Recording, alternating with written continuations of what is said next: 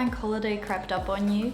Do you have a plan? Do you even know that there's an August bank holiday coming? I get it, you're super busy and planning is hard, but at the same time, you still want to make the most of your free time. I've been there. Trust me. We have got your back, friends, and we have planned the most perfect alpine long weekend away just for you. I'm talking about no place other than Chamonix and the French Alps, people. Mountains in the summer are just absolute bliss, especially the high Alps where it's nice and warm and sunny, but the air is fresh enough to still be doing all that physical activity. A long weekend in the Alps is also a fantastic opportunity to pull together a group of friends and spend some quality time together.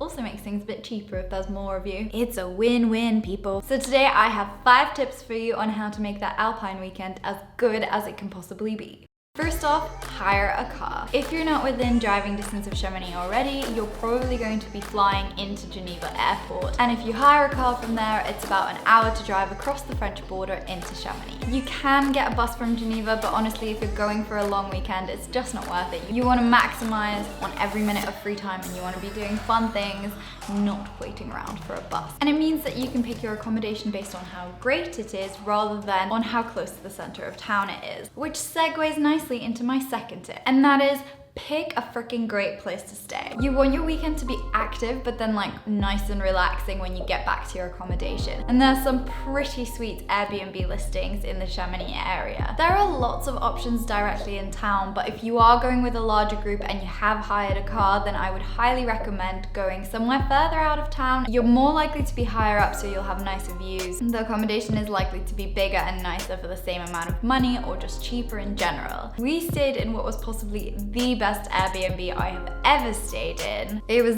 definitely up there. It was about a 20-minute drive from the center of Chamonix, so really not that far. There were 7 of us sharing, but it could have comfortably slept at least another 2 people. The chalet was beautiful and so were the views, and when you went outside, it was just the sound of like flowing water and birds and just bliss. We took turns to cook in the evenings, which meant we didn't have to go to restaurants, so it was both cheaper and it meant that everybody could enjoy a glass of wine with their meal. I'll leave the link to the Airbnb in the description box below, and you can also check out the accompanying blog post on our website for a selection of other accommodation that we were looking at, which is also pretty swanky. Also linked below. Tip number 3 is you must go to the Aiguille du Midi. If there's one place in the Alps that's accessible to the average human and still completely and utterly mind-blowing, it is the Aiguille du Midi. We're here at 3,800 meters above Europe, and we're looking out on a windless day. The sun is shining. This is my favorite place in Europe. Welcome to Aiguille du Midi.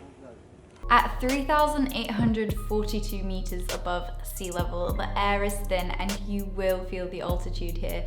People come up here because you can do altitude training. So that man's just running up and down, you know, like you do. We are so altitudey right now. Honestly, I've never felt so dizzy in my life. Ooh. You know we usually like to go a bit more alternative with our recommendations on this channel, but being essentially at eye level with the Mont Blanc is an experience not to be missed. The views are beyond spectacular. I don't know if you can see that. I'm just going to zoom in. Can you see that glass box? We're about to go and stand on that above 3,800 meters of nothing. Standing in a glass box at what feels like the top of the world is also pretty great. At a return fare of 63 euros per head, the cable car is pretty pricey, but it's honestly worth the splurge. Just remember that the temperatures up there are below 0 degrees, even in the summer, so don't forget your jacket. My 4th tip is do the hikes with the best views. Obviously, you don't go to the Alps to just skirt around the valley floor. It's all about getting those hiking boots on and setting your gears to explorer, adventurer mode. But if you're only in Chamonix for a long weekend, then you want to do the hikes with the best views to really make the most of the fact that you are in one of the world's most impressive mountain ranges. So for the best views, choose one of the balcony walks. They're literally called that because you get this terrace view of the mountain range on the other side of the valley. We unfortunately went too early on in the the year. And for the large part, the grand balconies were still under snow cover and slightly dangerous to be hiking in just your hiking boots. But from midsummer onwards, all the walks should be open and safe and entirely doable. The balcony walk you want to do is the South Grand Balcony because that's the opposite side to Mont Blanc and the Aiguille du Midi. So you get the more impressive views from the south side looking up at the higher mountain range. If you're doing this hike from the valley floor, then know that it is a solid physical effort. You are scaling one of the high Alp mountains in the end, so do just bear that in mind. But if you're into the way mountains look and not so much the way that they make your legs feel, then there are lifts on either side of both the south and the north grand balconies. This is true for quite a lot of the walks in Chamonix. So for example, you can take the train up to Montanvert to look at the glacier there. Or if you're like us and you enjoy your cardio, you can hike up and enjoy the views from the train on the way down. Make sure you check that the cable car that you want to take is actually open on that day, and so is the walk. The best way to do that is online on the Chamonix area website or at the tourist information office in Chamonix town centre. Not much should be closed from kind of second week of June onwards, but alpine weather can be extreme, so it's just best to check things beforehand.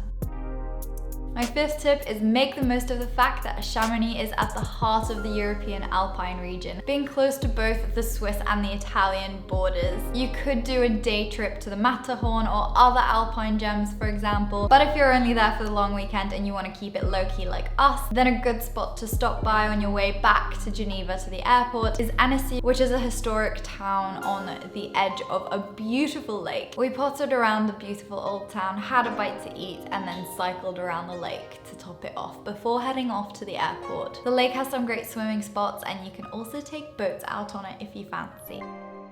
Alright, that is it for our tips for a fantastic weekend in Chamonix. I hope it inspired you to go to the European Alps. It's honestly so easy to get to from the UK and from around Europe. It's just one of the most magical places on this continent, in my humble opinion. If you would like more information about our trip to the Alps and just more sort of practical tips, then do check out the corresponding blog post on our website, wefilmthings.com. And if you have any questions or suggestions, then do leave them in the comment box below. We're always keen to learn from you guys and to improve our own trips.